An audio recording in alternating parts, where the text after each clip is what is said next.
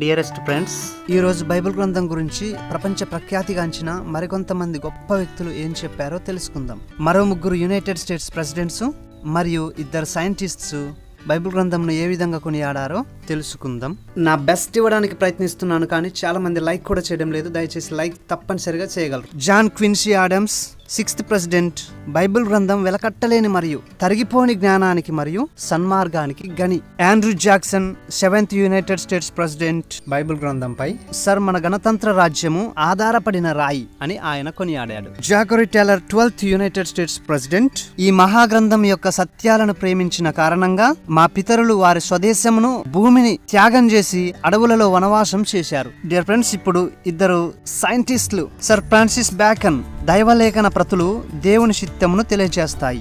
Sir John హర్సల్ అన్ని మానవ ఆవిష్కరణలు పైనుండి వచ్చిన సత్యాన్ని పవిత్ర గ్రంథాలలో ఉన్నదాన్ని మరింత బలంగా నిర్ధారించడానికి మాత్రమే రూపొందించబడినట్లుగా కనబడుతున్నాయి అని బైబిల్ గ్రంథంను కొనియాడడం జరిగింది. బైబిల్ గ్రంథంలోని కావ్య పుస్తకాలలో ఒకటైన కీర్తన గ్రంథం నుంచి మనం నేర్చుకుందాం. సర్వసంపదలు దొరికినట్లు నీ శాసనముల మార్గమును బట్టి నేను సంతోషించుచున్నాను. 119వ కీర్తన 14వ వచనము.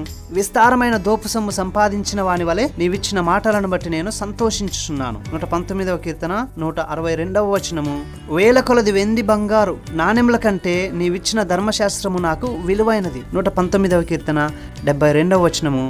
అవి బంగారు కంటెను, విస్తారమైన మేలిమి బంగారు కంటెను కోరదగినది, తేనె కంటెను, జుంటు తేనె దారల కంటెను మధురమైనవి. 19వ కీర్తన 10వ వచనం. మై డియర్ ఫ్రెండ్స్, చదువుకున్న దేవుని యొక్క లేఖనాలన్నింటిలో నుంచి మనం ఏం నేర్చుకోగలుగుతామంటే, దేవుని యొక్క వాక్యమును అనుసరించడంలో కలిగే ఆనందం మరి దేనితో సాటి రాదు. కాబట్టి దేవుని యొక్క వాక్యానికి అత్యధిక ప్రాధాన్యతను, అత్యధిక విలువను, అత్యధిక ప్రేమను, అత్యధిక ఇష్టమును మనం కనబరచాలి. సో ఇలా దోపు సొమ్మును అనుభవించిన ఒక వ్యక్తి విస్తారమైన దోపు సొమ్ము దొరికితే తనకెంత ఆనందం ఉంటుందో అంతకంటే మించిన ఆనందాన్ని నీ యొక్క శాసనాలు, నీ యొక్క మాటలు ఇస్తున్నాయని కీర్తనకారుడు ఇక్కడ అంటున్నాడు. ఎస్ మై డియర్ ఫ్రెండ్స్, మిమ్మల్ని సూటిగా ప్రశ్నించాలనుకుంటున్నాను. దేవుని యొక్క వాక్యమును అనుసరించడంలో మీరెంత ఆస్వాదిస్తున్నారు, ఆనందిస్తున్నారు, దేవుని వాక్యానికి ఎంత ప్రాధాన్యతనిస్తున్నారు, ఎంత విలువనిస్తున్నారు, ఎంత ప్రేమిస్తున్నారు, ఎంత ఇష్టపడుతున్నారు. సో మనల్ని మనమే పరీక్షించుకుందాం. అలాగే ఇప్పటి వరకు అంత అద్భుతమైన దేవుని వాక్యము, అలాగే ప్రభువును తెలుసుకొనకపోతే ఇదే మిక్కిలి అనుకూలమైన సమయం, ఇదే రక్షణ దినం. ఇప్పుడే నువ్వు ప్రభువును